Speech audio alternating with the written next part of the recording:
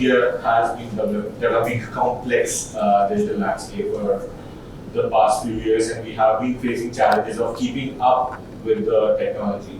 With that, over the past few years, we have seen in the elections, we have seen otherwise, and we have seen very recently how misinformation and disinformation affect both the democratic discourse and also limits free speech. So now this panel is supposed to interrogate the shortcomings of prevalent takedown mechanisms centered around misinformation and disinformation. And we also will be looking at the socio-political context and aspects of it, just to understand how misinformation combined with the content takedown is then affecting the not only free speech but also political discourse and enlarge the social policies. So this is a very, very broad theme. And with this theme in place, I'll ask my panelists to give their opening remarks. It's not just about demonizing a community and the harms that are caused by it, but it was also a public health problem that people thought that it's only one community or one set of people that are responsible for it. Disinformation in India is therefore a problem of of a social scale, and it's compounded by the fact that truth is not a valuable public good or social good. It is not considered to be valuable or something worth defending even by the state. So from the state's perspective, what is, let's take the example of the Takedowns case, right? It's such a typical instance where the state found it worthwhile if, let's assume that it is apathetic about it, which is also a terrible situation, but it benefited from it in many ways. It was a great opportunity to scapegoat someone else for your own faults. And so truth, rather than being a worthwhile thing to preserve and protect, it actually becomes a more harmful, it becomes a more beneficial, or it becomes an opportunity for you to divert from it. Now, the harms of this problem are compounded furthermore, not just that the state participates in it and that the media is contributing to it, but that common people are eager to believe the worst in many cases, in many contexts. And this means that if you find the right scapegoat, it's very easy and it's very convenient for people to start to genuinely believe and add on to the disinformation. So this is the way a law person would approach it, is to see this as a question of why is it that you need to deal with disinformation, right? And in India, even when the state steps in to deal with disinformation, it is primarily through a law and order lens. It is just to say that if there is going to be violence, we are going to step in and do a takedown, or we will issue a correction if it harms reputation or if it damages an individual minister's name or something of that sort. Beyond that, the state is not interested in protecting truth as a social good. Now, misinformation is anyway a social problem that I don't think we are going to get into. But with respect to disinformation, the harms are, they're complex and they carry on for a very long time. So it's not just that, for example, with the whole COVID thing, the harm was not just about demonizing the community or public health, but that it leaves a long-term memory and an impact that can be built on. So the narrative keeps getting added on that it's this community that is irresponsible, they are the ones who are damaging national interest, etc., etc. Now, so each fake news gets added to the same basket of existing fake news, right? So when I as a law person think about it, a takedown is useless, right? Like, to expect the state to do it is sort of pointless for the simple reason that the state will not do it. The state has the power, but it will not exercise it all the time. It won't do it consistently. even if the state were to postpone a takedown notice by a day, that is enough for that news to reach enough people in India, right? So, I would like to think about this problem from the perspective of finding a value in terms of dealing with disinformation. Like, how is it that you justify something of this sort? Now, currently, the law on takedowns is that the statute and the IT Act provides a very broad set of grounds on which you can take down content. None of these grounds actually deal with disinformation. The closest is public order. And public order is, like the courts say, that it doesn't mean law and order. Public order is something bigger if it's absolutely disruptive. But from whatever anecdotal evidence researchers have gathered, it's quite evident that the takedowns don't really map onto these grounds. Takedowns happen when the state says that you should take it down and platforms comply. That is the general practice from what I understand. Now, the disjunction here is between what developed advanced countries believe should happen in dealing with disinformation, which is like, OECD and these organizations spend a lot of time saying that takedowns are a bad thing because such a power in the hands of the government means that there is a violation of free speech, which is true. Except that in India, I don't think one can place such a high premium on free speech when lives are at risk. So I'm around two journalists, people who've dealt with facts and lies for a very long time. If you remember, one of the first frenzies of fake news was those child-lifting rumors. And people were lynched because of an insane frenzy over just a belief that someone passing by our village is going to abduct our children, and that resulted in those murders, right? Now, this is a thing like protection of life is far more important than freedom of speech, in my opinion. Like, you can't really do much with freedom of speech if you can't protect life, limb, and property. So I wouldn't even say that there's a balance to strike. The state has a duty to ensure that truth is protected as a public good, as a socially valuable thing. But takedowns don't do that. Simply because it is a power that the state exercises when it benefits them, and when it doesn't, the state doesn't act on it. Right? So, therefore, what is it that we can do? Abroad, the consensus emerging is that on critical things like elections, state security, etc., we should ideally monitor media, diversify media. The state should actively contribute in supporting local journalists, fact checkers, and those kinds of things. And basically strengthen media literacy so that a common person who reads a fake news is able to identify that it is fake.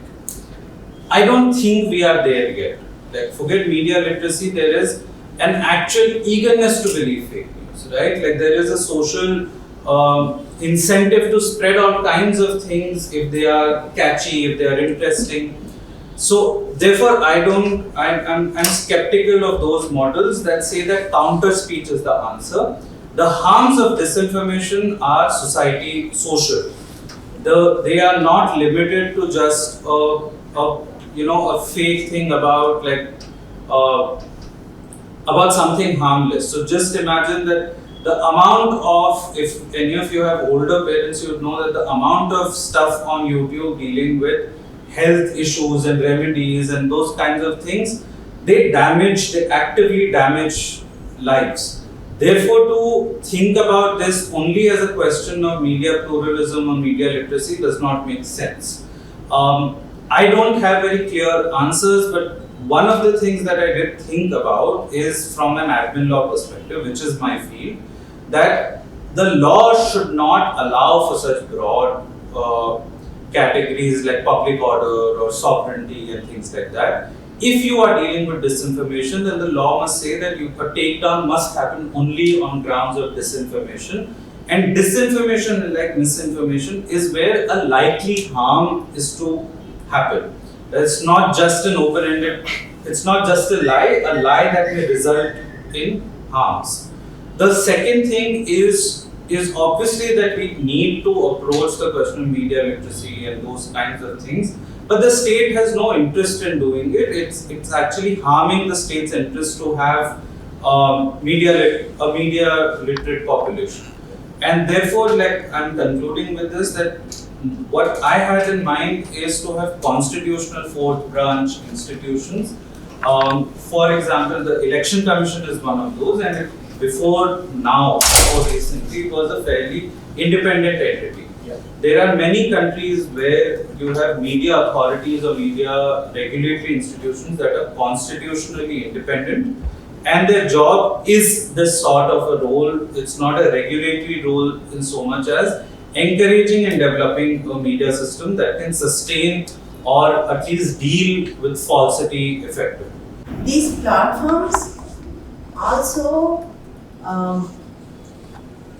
it's like if you have a group of people, if they want to destroy you on a social media platform, and social media platform will help you to do that, by continuously mass reporting, continuously flagging your content. So it's not only on Facebook, it also happens on the YouTube. So I have a YouTube channel, it's called Mahua Media. I do explainers on my channel. So at least twice almost I lost my channel because of mass reporting. They are not only doing mass reporting, they also use bots. They used bot on one of my videos, so it got some invalid traffic. So I got a notice from YouTube. See, you used a bot and it got invalid traffic. I said I didn't use. No, there is a bot used. I said it might be backstopping. Somebody must have done it, because they know what all they can do to kill you, right? So it's like back and forth so much. But again, they did not remove the strike. If I have 3 strikes, my channel is gone. And immediately after that, it's like they target a person and they continuously do it. And they went on mass reporting. They switched off my comments section completely. Again, because there is mass reporting. People say that mass reporting won't help, but it will help. It will help. They know how to use that. There are groups where they post our content and tell, go and take care of this content. So people come, abuse, report. And interestingly, when I try to tackle with the disinformation, they come and tell me that this is fake. See, when I talk about fake news, they think it is fake. So I read somewhere, if fake news is 6 times spreads 6 times faster than the fact. So people, those who come and tell me that this is fake news, they truly believe it because they have seen 5 times. Already they have seen 5 times that this is the other point of view is real, and so they truly believe and come and bash me, like scold me, whatever they do, and they call me fake news. They just call me fake news. That's fake news. So yeah. This is one, how the platforms are responding to disinformation, and they do take down the content. They do take down content, because of the people who are trying to take us down. That is one thing. And the second thing is self-censoring. I self-censor myself so much on both the platforms. What I am saying. I measure every word I speak, I measure every word I write. I do so much self-censoring, still I get problems. People without any censor, they keep doing things online, social media, but they won't get affected at all. That is very interesting. And second thing is the kind of restrictions these platforms have. For example, I talk about my experience again. I cannot talk about rape on any of the social media platforms. They think it is against community standards. If some rape happens somewhere, if I talk about that on my videos or so Facebook, they think it is against community standards. So that means rape is real thing, right? What do I do? If some rape happened, I have to talk about it. But I cannot talk about it. If I say rape, the moment I say rape in my video, they are bots again, right? Mechanical, this thing. Those flags are up, and YouTube immediately tells me that this goes against community standards. So I keep getting that, and so to avoid that, I try to push around that. I say that okay. I try to say that in Telugu, Atyacharam, but now hitting that also. So I am saying violation. So I am trying to mix words, okay? Physical violate chesaru. But I know I am bringing down the intensity of the rape by saying that. I keep making that content, I will take down my channel someday. So that is a constant fear, at the back of my mind. People think we are independent journalists. No, we are not at all. We are so vulnerable. We are always, skeptical, fearful. We don't know what is going to happen to our platform. We built it for years and we don't know what happens to that, those kind. For example, I made a small film on child marriage. Okay, ill effects of child marriage. How these children get pregnant and how they die at the time of delivery, and how they get STDs, all those things. And immediately, YouTube immediately flagged it. It is saying it goes against community standards. So, see, those are the ill effects of a child marriage. When I say that, it says it goes against community standards. I haven't even shown people talking. Of course, okay, one girl died, of course, because of delivery issues and all. But those are, platforms do not understand what is important actually. So if I cannot talk about rape, if I cannot talk about violence against women, if I cannot talk about ills of child marriage, what am I going to do? They want feel good content. I keep saying that, if you make a video on how to clean your kitchen platform, you get 4 lakh views. But if you make a video on how to clean society, it will, flag against community standards and that. So that's how. Are we really independent? Every time I think of it, am I really an independent journalist? See, I'm working in, when I was, truly I'm saying, I used to do a live TV show in one of the channels. I think Rakesh was also there a couple of times, 10, 15 years. I'm actually talking whatever I want to there. But now, no, I'm now very measured and So am I really truly independent? I doubt that actually. So it's like on the one side government is taking down and we ourselves are taking down because of all these things, and platforms, they don't understand what is it. If a platform doesn't allow me to talk about rape, child marriage, or violence against women, what kind of platform is that? What is it giving me? So yeah. I think there's somewhere we're trying to mimic some and try and have solutions which shows to our problems. That is one. Secondly, with respect to state, the state is not really happy. So the Karnataka they know that they have mechanism in place issue takedowns and of course hopefully challenges people. So they are not really bothered because they don't have a mechanism where they can take down what they think is bad. Right? But that same thing, so the issue there is we do not know because there is very different things what kind of requests are being raised. Either the platforms only give you aggregate. They don't really tell you what is the nature of the statements. Thirdly, so on the state side, what we are seeing is that there is some form of centralization. In many ways, while we talk about federalism being effective on side of the states get their due, the police in the sense, the police in the state get their due. So in many ways, the ruling class across is still related to take on what they want. So it's just physical chase. So on the state side, I don't think they do much, except because this the really honest examples. On the platform side, because they accept for numbers, their revenue really doesn't. Less than 5% of the global revenue. So except for the number of users, they really don't care because most of their policies are dictated by governments in the US, especially. because their policies are all changing. So if Trump is in charge, they have a set of policies which say we have free speech. If Trump is not in charge, they say no platforms. So I somewhere believe that we do not have enough transparency, algorithm transparency. Like what I was saying for example, takedowns. Technically, there is a grievance officer as per the rules, but there is very little visibility. I understand not aware of any case where people have successfully gone to the grievance officer, their content rightfully restored.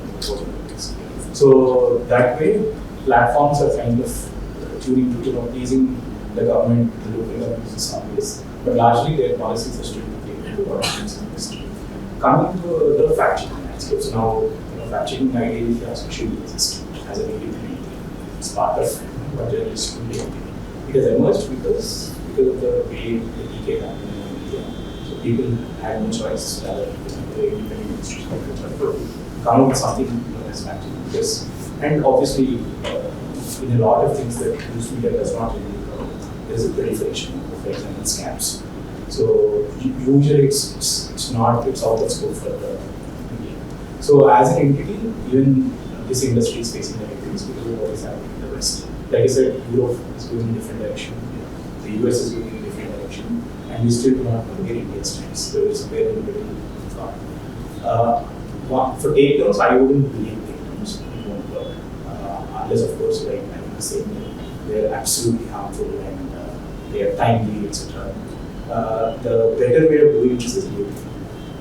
Because at the end of the day, somebody who may have shared, may have interacted with their content needs to know these things. The deletion won't solve the purpose. So I interacted with it, I shared it, it was deleted. I won't even comment. So I'll be still under the belief that something I shared is true. But with labeling, if notification goes to people who have interacted with it, they know something I shared was not true. So labeling is one factor, but it has issues of scale. So on the societal side, I think it involves a large number of stakeholders. But the sad fact is we are all in our echo chambers. None of us willing to move out of those echo chambers. The problem is only our scale. So what we see is people stuck to their positions. So quite often, we try to ask, so how many of the views of the others can you believe? Not that you agree with them. So this problem is conveniently helping both the other set of actors to in many ways control the users. So the users, there is no demand for it. The simple thing that we say, there is no demand for it. So it does not want to, like you were saying, truth is not come out. So it does not sell. So if there is no demand from the user, why would I need the platform or the state? So somewhere I think it's an interconnected problem. No one agency or no one organ can solve this. So I'm assuming it's the decay that we saw in the last 10, 15 years, 20 years, maybe one day we'll come back with the suddenly it's okay.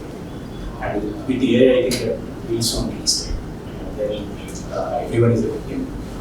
They face these on a daily basis. I think they at least realize that they're living over their truth as truth. I'm guessing it was a result of the X versus Sayo business. And what it does is basically it says that the total number of officers with the power to issue a takedown is going to be, the pool is going to be smaller than it was before. And they've set up some review committee or a review mechanism which is laughable because the sheer number of takedown orders in India runs into tens of thousands and the increase is steep year on year. That means no practical review will ever happen. And we have seen this with the Indian state. This is not just a post-2014 thing, that we have a culture of authority and not a culture of justification. That means that if the officer is of a senior enough level, it is assumed that the decision is taken by someone competent. The reality is that at no point is the state interested in saying that I exercise this power because X, Y, Z. The because never happens, right? So the consequence is what Vanaja was describing really well, right? That the state is either not interested or it is invested in disinformation, and platforms just want to comply because there is, like, why wouldn't they? Right? So, as far as the new rules are concerned, I see this as an administrative law question and not a freedom of speech question, which is that the statute confers too wide a power on the state. To say public order means that anything can fit into it, and that's where it flows from. That's the first issue.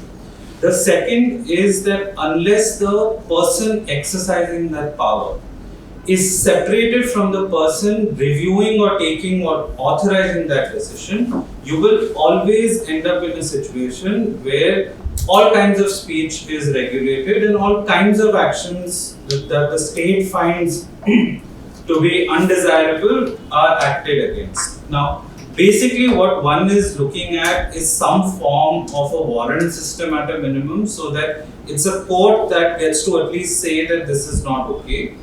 If a hearing is not possible, which I understand, the unfortunate thing is that I'm not coming from a free speech perspective. Like, I understand the value of takedowns. If there is a riot going to happen, I would rather that it is taken down and prevented from going up.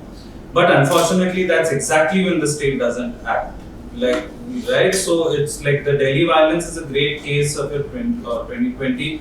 That the police itself is saying that the news went on WhatsApp and it whipped up a frenzy. But not one of those WhatsApp admins have been prosecuted, in contrast to jokes about the Prime Minister in a group resulting in an FIR. So the problem is, at least at some level, that administrators can't be taking these decisions. They can be the ones recommending it, but it should ideally require some form of judicial oversight at the first level itself.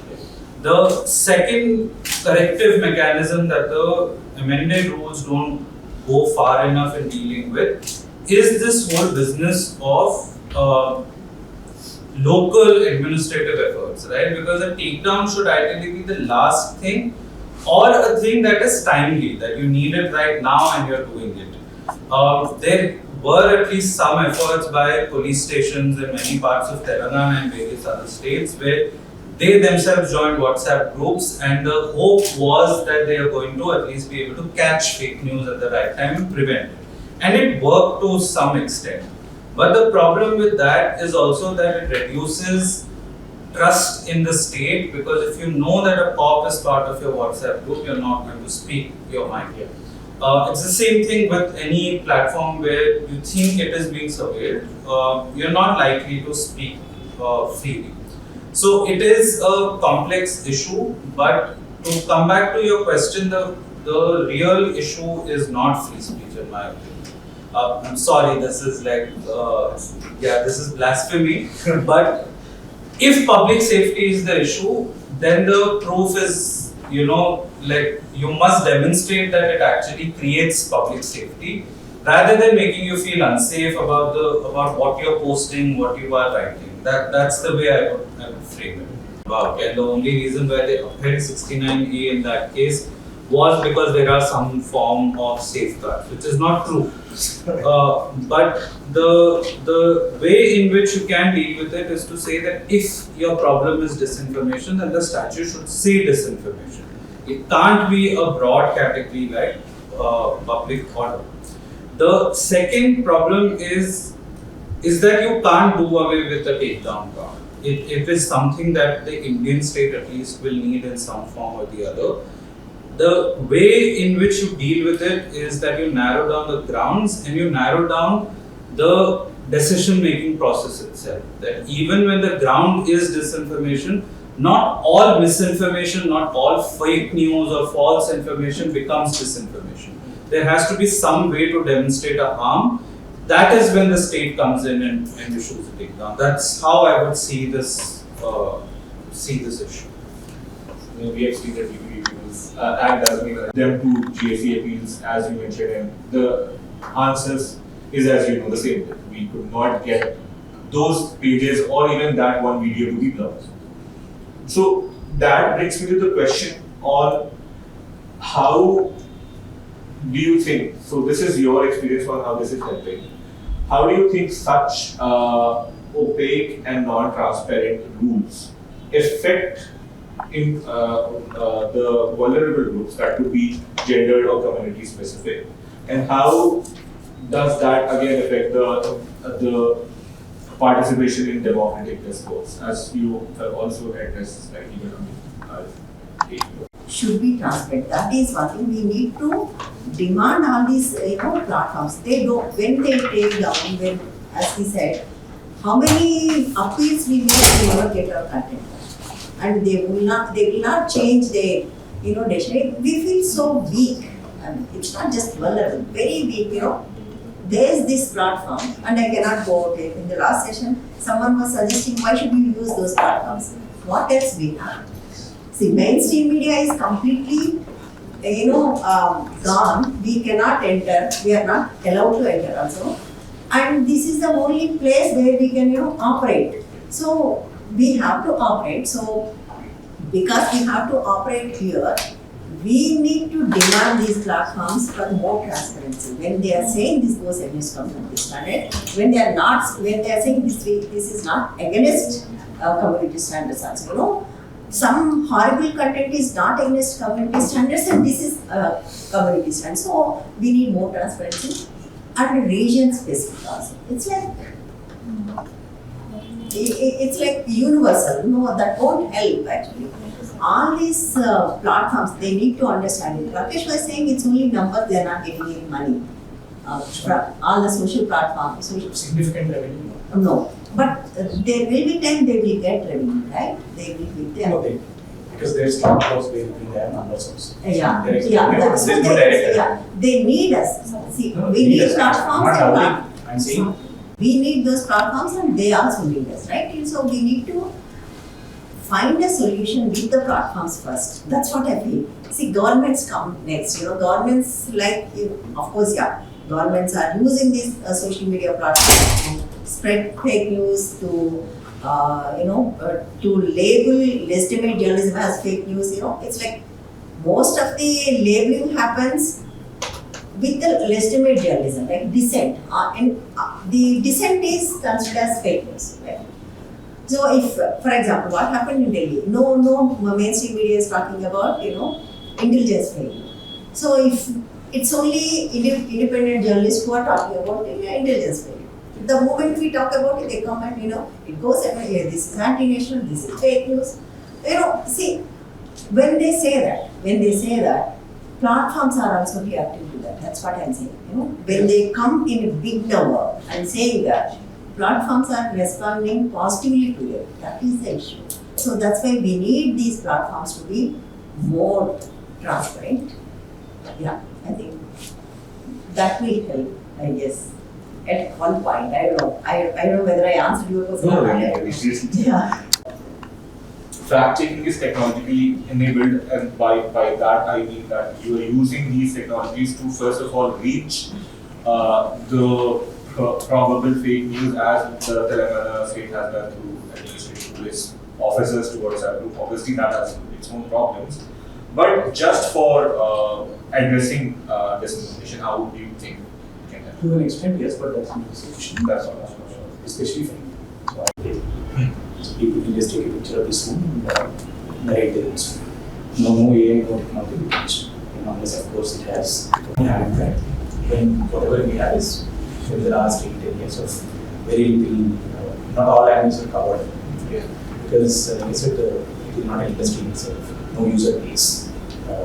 All subscriber numbers, when they are saying, you are at the mercy of these platforms. Yeah. So I think unless we find a financial model incentive around this, it's the rich can interest. We need more data.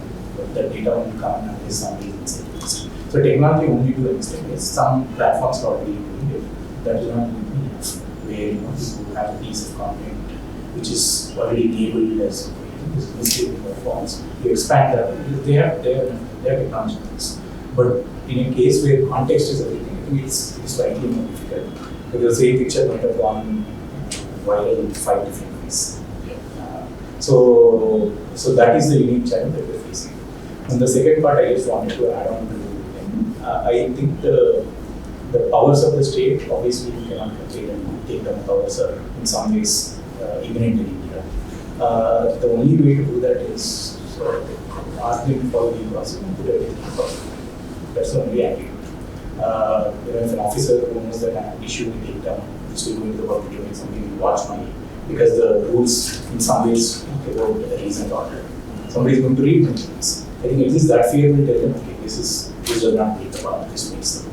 So currently what is happening is, behind the black box videos, suddenly you see content taken down, and there is a genuine message of community standards, like when you say what community standard approach, which other community.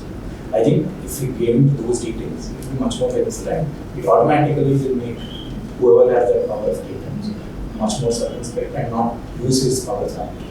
That we don't want to go there, but we cannot go, it's not feasible for us, So, we need completely an alternative ecosystem to do that with some resources. So where do you get those resources? It's like NGOs. Now, the moment you want work in NGO, you will be shut down with whatever reason, right? FRCA, this, that, So those places are closing down completely. Yeah. I don't know. I don't think we can do that. It's like complete disconnect. Only one platform that is reaching all of them is WhatsApp. So, except WhatsApp, WhatsApp and YouTube, of course, everyone is watching YouTube and WhatsApp. These are the two platforms. But these two platforms are the biggest spreaders of misinformation, both. So, what are we going to do? How? I don't know. I don't think we can do anything. But as Rakesh said, everything has to collapse one day. I don't know. I really don't know. I don't think we can reach out. That's it's the like, best case scenario. I know. It's like, it's like utopian. Oh, we have to go and reach out to those people. No, we cannot even reach out 1% people. But remaining, we cannot. We don't have that kind of, resources or anything. What we can do is we can produce one small replica. But who is going to replicate that? Who is going to take it forward? There's no one interested in it. There is no one interested in sending this right information to the grassroots or take it from them. In both ways, there's no one interested. Government is not interested. Government is, when it comes to grassroots, government is always interested in one-way communication, right? That one way is, again. Government action in this case of digital information regulation. This may feel a little on the confluence of the power itself. Yeah. If the power is so broad that anything can be taken down under it, it's bad and administrative. The second level scrutiny is over the functioning of the administrator. What are the kinds of procedures that they follow? Do they give you a hearing before taking down stuff? Do you have a remedy if a takedown happens? And for that remedy to happen, you need reasoned orders to be in the public domain. Now, the problem is all of these are great things to talk about in the abstract, to talk about accountability and transparency and those things, but the state has no incentive to do anything. The state's incentives, in fact, unlike Western countries where the citizen and the state are on opposing ends always. In India, the citizen is eager to cooperate with the state. It's insane, because if you look at discourse online, you will see when that vote chori thing happened, you will see people saying that it's good that he did it. In a sense that we Because are they fine. have to be in power. Correct. Yeah, because they have to be in Now, power. if you are so eager, like our elections were one redeeming thing about our democracy, right? And if you're willing to let that go, it's a problem that lawyers can't deal with procedures and rules, right? And I'm sorry, but journalists and activists also can't do much if the audience doesn't want to believe you. Yeah. And it's a lot of my friends are journalists and independent journalists, and they see that this is an issue. Even English language media, which was one of those places where you could speak the truth, no one wants to read it anymore. So, I don't think anyone wants an accountable government. the government wants an accountable people, and that means takedown powers are fine. They are okay. That's not a problem that you can fix with a rule here or a law there. Doesn't mean we shouldn't do it, but it doesn't address our problem. I want to add one thing. Yeah, big numbers. Seriously, see if okay. Sorry to take my channel and analytics again. So I get a lot of trolls, really horrible trolls and all. But when you go and look at the likes and dislikes, my likes to my channel are 96%, but the trolls are much higher than that. See, because trolls have voice and others do not use their voice. That is the issue. I keep telling, I keep even telling in my videos, see, 96% of you are liking my video. When somebody is coming and trolling me and doing, why don't you counter them? They don't. Because good people don't enter into arguments. Yeah. That is the issue. See, all these trolls have all the time, all the voice, all the resources to troll you. So that the strength of the trolls is the silence of the others. Yeah. So it's only 4% of the trolls can make my life hell. But 96% people do not do anything. See, I think, that is the issue. All those people, good that has done it, they are less than 10%.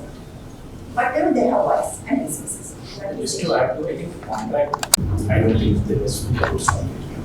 So I think unless people understand that your contract with the state has status and obligations, we are not going to see this change drastically because a lot of people. So, for example, if somebody would say, on the platforms, there's so much going around these platforms where people are being scammed, people using thousands of crores, should we moderate them, should we take down? Of course, people in this should be sales. So the framing of the question will be such that you also be part of the victim. So and you cannot look at it separately as I'm a victim in one case, whereas I'm not a victim in another case. So which is why unless that contract changes, where as simple as US, where people willingly giving everything to both the state and non-state agencies. Because so unless that changes, I don't think this is moving far. I know it's a very disappointing picture to paint, but it will take time. And for us to even value that and reach Western standards where the citizens state are always opposite ends, it takes time.